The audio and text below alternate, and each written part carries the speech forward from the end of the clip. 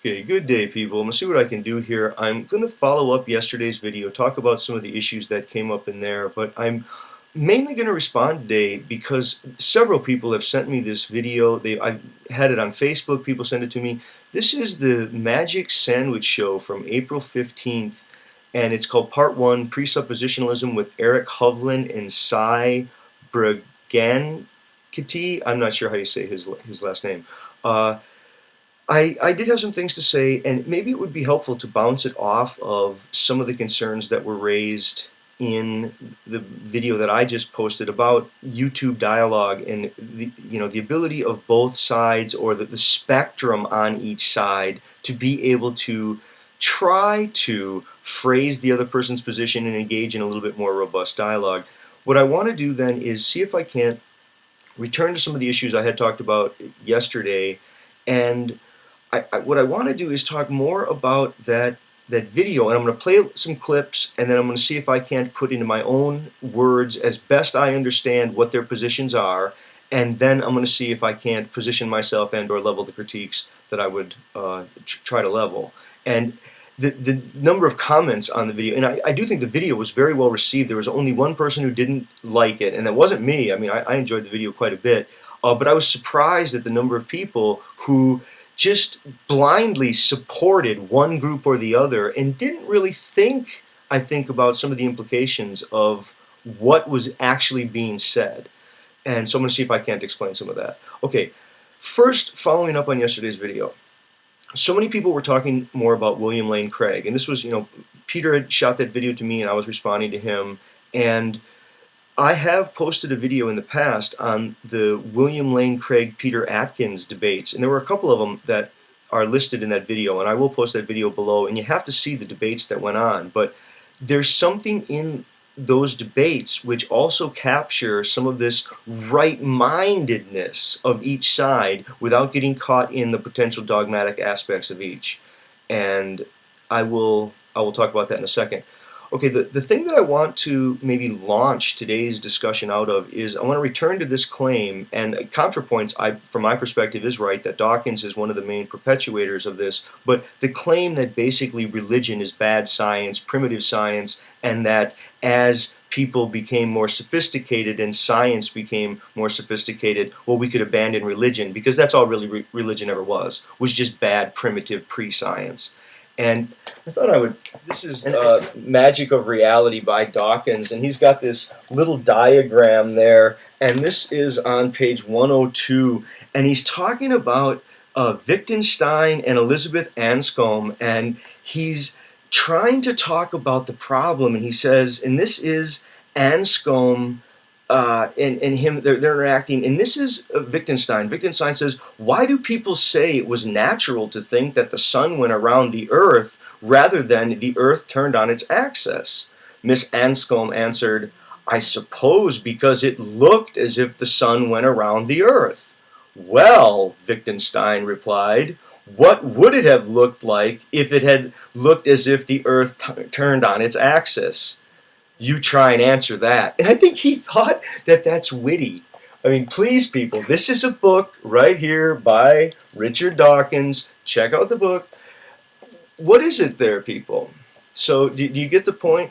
So Anscombe and Wittgenstein are having this discussion. And Wittgenstein says, what would it have looked like had it looked as if the earth turned on its axis? And what, Anscombe is baffled? Dawkins is baffled? They're both going, yeah, wow, heavy question, man? Seriously, can everyone see what's wrong with that? Can you? I can. Yeah. Yeah, what it means is that it would look like you were standing somewhere other than on the planet. Yeah, it would look like you were maybe looking at a picture that was taken from a satellite of the Earth. The fact that that is put in there as if it were some baffling thing, this so reveals the problem of embodiment, perspective, and the way that the observer and the observed are interrelated. Okay, I'm not going to go on the Dawkins thing. I want to cut to this Magic Sandwich Show stuff. Okay. The way to really explain why pre-science, early science, is just that. It's not simply religion. And the reason you want to differentiate between, we'll call it, religious orientations or spiritual orientations from strictly scientific, even though they're both, I guess, given impetus to from the magnificence and the overwhelmingness of existence and of nature, right? But it's that, I mean, one could say that it's the moral question. People say, well, science really doesn't give us morals in the same way. That religions, spiritual traditions, they give us values and morals which aren't scientifically tested, and they're going to call into question the kinds of values that may come from a rigorously scientific orientation. And then you do get into, what do we mean by science? Are people all selfish? Is eugenics a right thing? Is it wrong thing? What's the scientific evidence for eugenics being a bad idea? I mean, we can get into all kinds of odd questions as soon as you start to move towards science giving values and morals. But that's not where I would go. I think that's where a lot of people would go, and I understand why they do that. Instead, what you want to do is you want to make a distinction between inductive and deductive systems.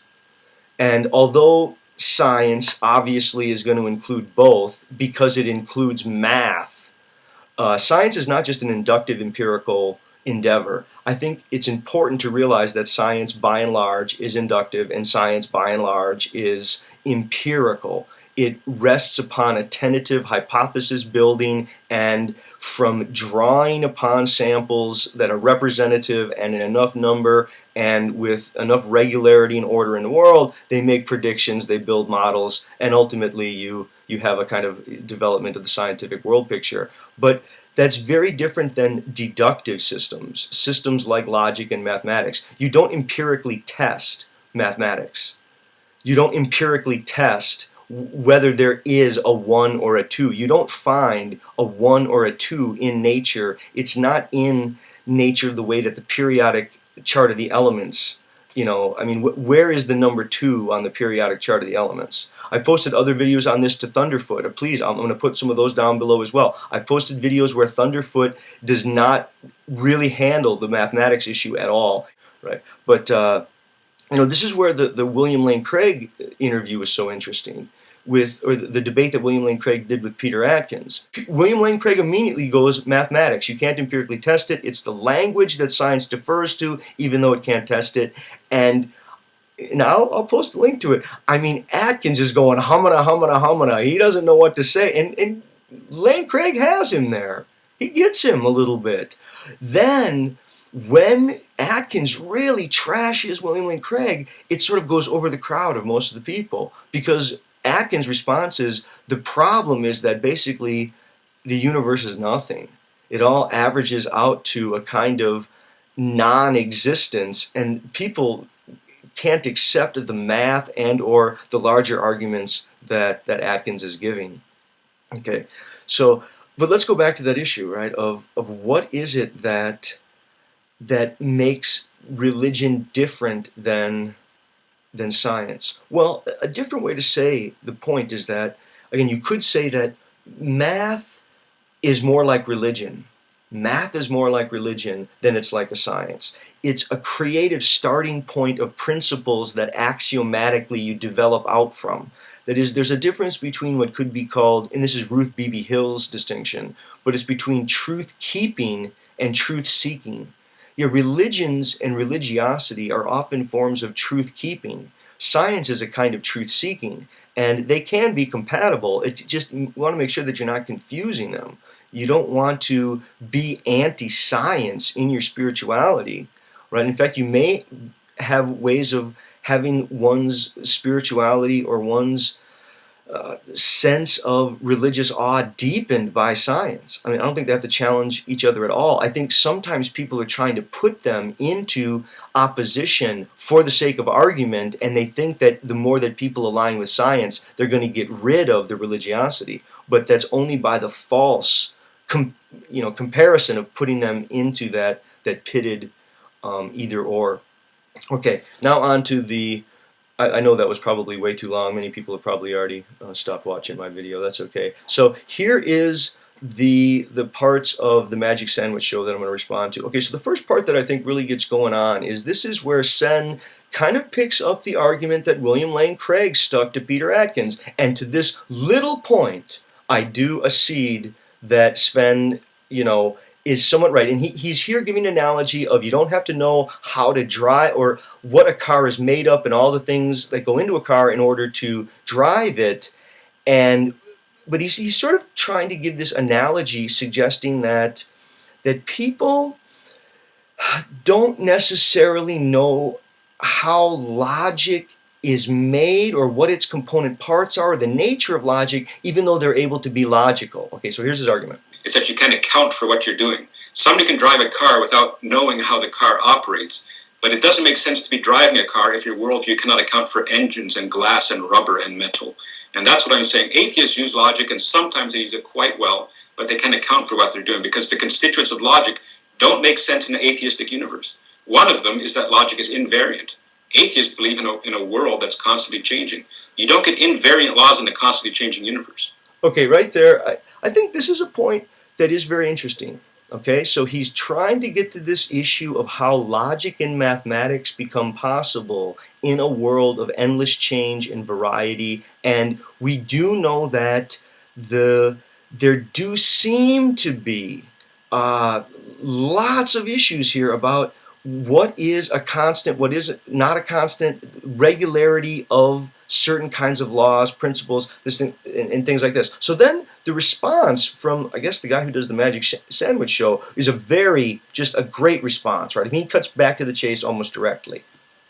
One of the problems that I've watched some of your videos, one of the problems that I found with it was, and this also features from your website, is that well, let's stick with the website. You go through a series of questions, and let's, for the sake of argument, say that I accept all of your points. I mean, I do think that if you're presenting a proof, asking questions is not the way to do it, because my opinion is irrelevant to the truth or veracity of your proof. But leave that aside. I accept all of the first 6 points.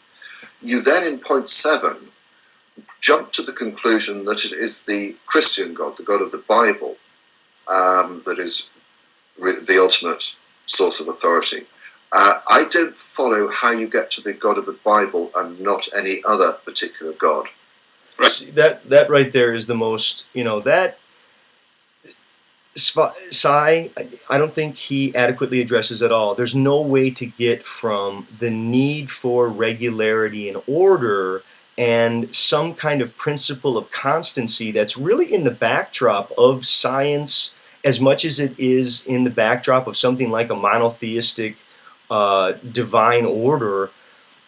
But I think that the Magic Sandwich guy here, he's dead on. Yeah, there's no way to just make that leap, especially by this presupposition kind of fiat that goes on. Now, the thing that I wanted to respond to here was concordance. Okay, concordance really gives some of the more interesting points here, but I think from my perspective, concordance does the best job not of giving an atheistic position.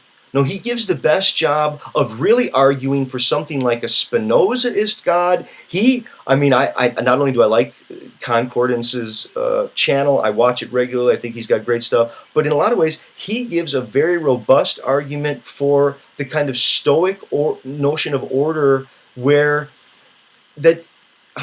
he's almost suggesting that you do need something like a notion of the invariant order, something like a notion of God. It's just not the Christian God, meaning that it just can't be a God who's subject to contingencies, who's subject to changing his own principle, her own principle of self-constancy. I mean, he's kind of giving maybe a more Leibnizian, he's giving a more mathematically rigorous definition of God, one where God can't change his or her own attributes at the drop of a hat. Basically, it's God minus the miracles is what concordance gives. Now listen to all concordance's arguments. Begin to make is dependent on whether the subjective laws of logic apply. You can't reason about your God because the laws of logic don't have to apply to them. They could be both benevolent and non-benevolent, constant and changing, truthful and not truthful. Your God doesn't need to be logically coherent because you believe the laws of logic are dependent on him or her and not the other way around. So this forces you... See, now when he says not the other way around, that's to me a very odd statement. The Spinozianist God, the God of the Stoics, the order and the regularity, that is the principle, and humans in reason share that principle of self-constancy and order. Into the illogical position of accepting you can't have a round square except when a God wills it to be so. And that's because your logic is of limited scope. Okay, so then he goes on a little bit further here. Here's where concordance, he lays it out a little bit further, and from my perspective, these are where he's giving his most animated, robust defense of why Psi is wrong in turning to the Christian God, but he in no way addresses the ultimate question of why logic relies upon an invariance. Instead, he wants to say, well, if there is a God, it relies upon the invariance of the logic, rather than saying, wait, maybe we don't need a personal God, maybe we do need to acknowledge something like a principle of order and regularity, or incoherence abounds. But let's see what listen to what he says here. Granted to us supernaturally, we take them from our own empirical observations of the universe. So this is the flaw across all religiously based epistemologies. It's inconsistent. You assert that the laws of science only make sense if a God grants them. And I would counter that taking the evidence of your holy book and the many others through history, that miracles are the suspension of the absoluteness of scientific principles. See now again, he's equating miracles with all religions, and that's where it starts to get slippery. He's talking as if he's condemning religion, religiosity, even spiritual impulse, and I'm not sure there, because he's in this context talking to a particular Christian person. So, this issue of, are they able to show what's wrong with the Christian position? Oh, I think so, pretty robustly. Are they dispelling any kind of notion of God whatsoever? No, I think, if anything, concordance actually argues for the necessity of some notion of God. It just happens to be a God which has to be the equivalent of the logical coherence that he's after. Your God suspends the law of conservation of momentum when he stops the earth from rotating around the sun in Joshua 10:13, without consequence. So any scientist dependent on God for the basis of knowledge will find that there are no absolutes, no consistency, and no way to even reason why. The reason we can do science is because miracles don't occur. There are no miracles, no suspensions of the laws of science that stand up to scrutiny. So we don't need to account for the possibility of supernatural causation for every phenomenon we observe. If we did, science would come to a screeching halt. Every measurement, every observation would be conditional on a God's deceptive magic. Thankfully, we don't live in that kind of universe. If we did, our science would be useless. I mean, again, I don't think there's any question about that, but he is not in any way, not even in the slightest, dispelled Leibniz's God, Newton's God, the God of Spinoza. I think in so many ways, what he's really dispelled is, perhaps a magic sandwich. They've dispelled the flying spaghetti monster and or other forms of divine intervention and miracles in the plural, but the question of what is all of life, is it not the one and only original miracle that there is such a thing as world, that there was such a thing as a consciousness which could know of what this is? Joseph Campbell has the best line, it's people who are looking for God, it's like riding atop a whale fishing for minnows. All right, thank you.